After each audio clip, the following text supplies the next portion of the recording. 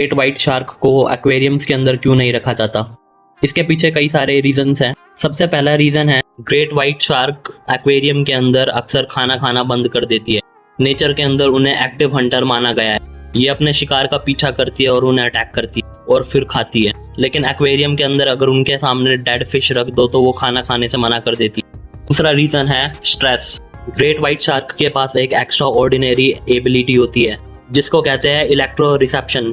ये दूसरे एनिमल की बॉडी से निकलने वाले टाइनी इलेक्ट्रिकल सिग्नल डिटेक्ट कर सकती है। और ओशियन का एनवायरनमेंट नेचुरली काफी क्वाइट होता है, लेकिन एक्वेरियम के अंदर काफी सारी मोटर्स होती है, फिल्टर्स होते हैं, आर्टिफिशियल लाइट्स होती है, शीशे के ग्लासेस होते हैं, कांस्टेंट वाइब्रेशन होती रहती है और हजारों विजिटर्स होते हैं। ये सारी चीजें मिलकर शार्क्स के नेचुरल सेंसेस को डिस्टर्ब कर देती है, जिसके कारण ग्रेट व्हाइट शार्क को काफी ज्यादा कंफ्यूजन होती है। कई बार वो एक्वेरियम के ग्लासेस और दीवारों से टकरा जाती है। तीसरा कारण है ग्रेट व्हाइट शार्क की लेंथ।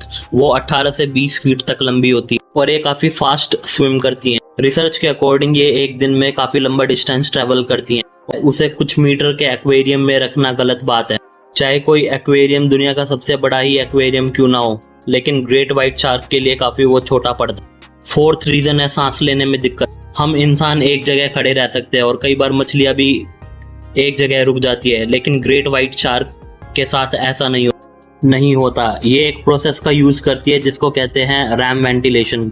सिंपल लैंग्वेज में इनके गिल्स या फेफड़ों तक ऑक्सीजन पहुंचने के लिए पानी का कॉन्टिन्यूअस फ्लो होना काफी जरूरी होता है और ये फ्लो तभी बनता है जब शार्क्स लगातार स्विम करती रहे। मतलब कि जब भी वो स्विमिंग करना रोक देती है तो ऑक्सीजन कम होने लगती है और इसी वजह से एक्वेरियम्स के अंदर वो सफोकेट होने लगती है। इसलिए कोई एक्वेरियम कितना भी बड़ा हो, ग्रेट व्हाइट शार्क कुछ ही सेकंड्स के अंदर एक्वेरियम्स के एंड तक आ जाती है और उन्हें बार बार टर्न लेना पड़ता है और ये प्रोसेस काफी अनकंफर्टेबल होता है और फिजिकली एग्जॉस्टिंग भी होता है, जिसके कारण ग्रेट व्हाइट शार्क थक जाती है।